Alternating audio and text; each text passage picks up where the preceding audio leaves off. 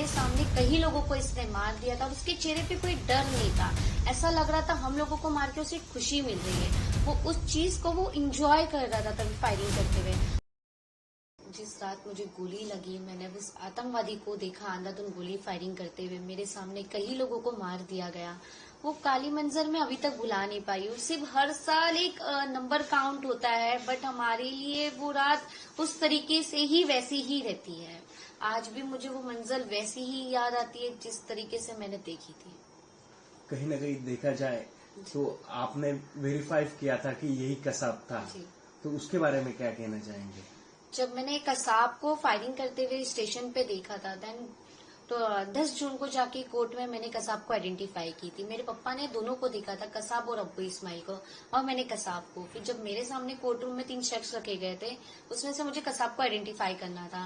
जो जज साहब के साइड में फर्स्ट में बैठा था वो था आतंकवादी कसाब। मुझे काफी कंफ्यूज करने की कोशिश भी किए गए, नहीं आप ये बता रहे हो, नहीं आप वो बता रहे हो। मैंने बोला नहीं, यही आतंकवादी जिसकी गोली मुझे लगी थी। मेरे सामने कई लोगों को इसने मार दिया था और उसके चेहरे पे कोई डर नहीं था। ऐसा लग रहा था हम लोगों को मार के उसे खुशी मिल रही है। वो उस चीज को वो इंजॉय कर रहा था तभी फायरिंग करते हुए। और वो शख्स का जो शक्ल है वो आज भी मेरे जहन में वैसी ही बसी हुई है। अभी तक वो निकल नहीं पाया है। गवर्नमेंट की तरफ से कुछ प्रोमिसेस किए गए थे आपको, क्या वो फुलफिल किए गए? 17 सालों में प्रोमिसेस तो बहुत आई मुझे, और अक्सर सरकार ऐसी होती है कि भूल के भूल जाती, मतलब बोलने के बाद वो भूल जाती है। मुझे घर के लिए भी कहा गया था तो काफी टाइम लगा, बट मुझे फाइनली घर मिल गया।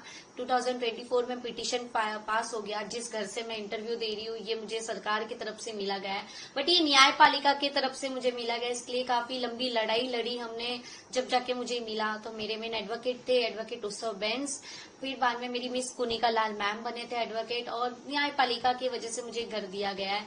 वरना अभी तक मैं सिर्फ मीडिया या सारे लोगों के पास जाके बोलते रहती थी कि मुझे घर के लिए कर दीजिए, मेरी बात को सुनो, मेरी बात को अनसुना क्यों किया जाता है। बट वो चीजें कई सालों से बस होते जा रही थी और मीडिया में सभी चीजों में बस चल रही थी, बट वो सक्सेस नहीं हो पाया था। बट जब तक मैं कोर्ट के दरवाजे नहीं पहुंची, जब तक खटखटाई नहीं, तब तक मुझे कुछ रास्ता नहीं मिला। बट मैं जब कोर्ट के पास पहुंची तो फाइनली मुझे घर मिल गया है। इस चीज से मुझे खुशी है। बट बहुत से प्रॉमिस जो सरकार ने किए थे वो भूल गए, कि जैसे वो हमें साथ देंगे, कुछ भी प्रॉब्लम आया तो हमारे साथ खड़े होंगे। सरकार भूल जाती है, इस चीज का अफसोस होता है, बट हम हर चीजों के लिए लड़ते रहते हैं और आगे भी लड़ते रहेंगे। जो 26/11 की जो रात थी वो कहीं ना कहीं बहुत खौफनाक रात थी, तो उसके बारे में और क्या शेयर करना चाहेंगे आप? उस रात के बारे में मैं आपको बताना चाहूंगी तब मुझे कैसे गोली लगी। 26/11/2008 की रात में मेरे पापा, मेरे भाई, मैं, हम तीनों पुणे जाने वाले थे। हम बैंड्रा से सीएसटी गए थे। सीएसटी में हम 12-13 नंबर प्लेटफॉर्म के सामने बैठे। उतने में मेरा भाई ने बोला मुझे टॉयलेट आया। पापा बोले तू टॉयलेट जाके आ जा, हम टिकट निकाल के जाएंगे। वो जैसे ही टॉयलेट गया वैसे ही जोरदार धमाके की आवाज आई। धमाका हुआ, लोग भागने लग गए। सडनली गोली फायरिंग होने लग रही है। मैं देख रही हूँ लोगों को, भागते भागते वो गिरे। तो किसी के हाथ से खून आ रहा है, किसी के पैर, तो किसी के सर, तो किसी के पेट से। कुछ समझ नहीं आ रहा था कि आखिर क्या हो रहा है यहाँ पर। तब मेरी उम्र 9 साल 11 महीने की थी। मैं क्वेश्चन मार्क थी यहाँ सब क्या चल रहा है, क्योंकि उस उम्र में ये आतंकवाद, ये सब चीजें क्या होती है कुछ पता नहीं होता है। मैंने फिल्म में देखा था कि किसी को गोली लगती है तो दूसरे दिन ठीक हो जाते हैं, बट रियल लाइफ में तो ऐसा कुछ नहीं था। मैं मेरे पापा के साथ जैसे भागने की कोशिश करती हूँ वैसे एक गोली आके मेरे पैर में लग जाती है। उसके पहले मैं एक शख्स को देखती हूँ जो गुटका सरिका, जिसके हाथ में बड़ी सी गन है, और वो अंधाधुंध गोली फायरिंग कर रहा है। ऐसा लग रहा है हम लोगों को उसे मार के खुशी मिल रही है। आपने अभी के टाइम पे जो बच्चों को देखा होगा ना, जो गेम खेलते, बंदूक चलाते, उसमें वो कैसे इंजॉय करते हैं, वैसा वो शख्स का रिएक्शन था। वो मारे जा रहा अंधाधुंध, उसे उस चीज को वो इंजॉय कर रहा है। कोई एक इंसान होता है ना, जो लिटरली कोई एक इंसान होता है, अगर कहीं गलती करता है, कुछ गलत चीज होती है तो उसके चेहरे पे गिल्टी फील होती है, तो कसाब के चेहरे पे कुछ नहीं था। मैं क्वेश्चन मार्क थी ये शख्स कौन है। गोली लगने के बाद तो मैं बेहोश हो गई थी। वहां से मुझे सेंट जॉर्ज हॉस्पिटल पहुंचाए।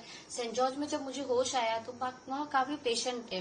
डॉक्टर किसी को बेहोश कर पा रहे थे तो किसी को नहीं कर पा रहे थे। वहां मेरा ऑपरेशन नहीं हुआ। वहां से मुझे जेजे शिफ्ट किए। जेजे हॉस्पिटल में मैं करीबन 1.5 महीना एडमिट रही। मेरा पैर का 6 ऑपरेशन किया गया और मेरे पैर से गोली निकाली गई। और कसाब का चेहरा आज भी मेरे नजर में वैसी तरीके से। आज 17 साल हो गया 26/11 को, बट अभी भी ऐसा लगता है कि वो कल ही की बात थी।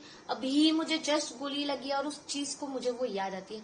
हर सेकंड हर पल उस रात के साथ मैं जीती हूँ कि आज भी मेरे पैर में वो निशान है, वो दर्द अभी भी मेरे वैसे ही है।